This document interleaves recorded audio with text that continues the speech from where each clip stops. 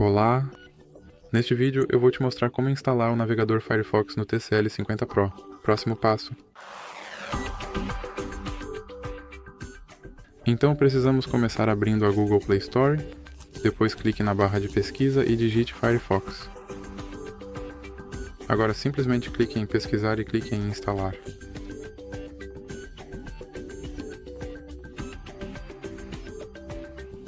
Agora você pode clicar em abrir, e aqui você pode definir seu navegador padrão, ou pode simplesmente clicar em cancelar. Agora você pode adicionar o widget do Firefox, ou pode clicar em não agora. Aqui você pode fazer login na sua conta do Firefox, ou pode clicar em não agora. E você pode ativar as notificações, ou pode clicar em não agora novamente. E como você pode ver, meu navegador Firefox já está instalado e pronto para uso. Então, isso para este vídeo. Se você gostou, por favor, não esqueça de deixar um like e se inscrever.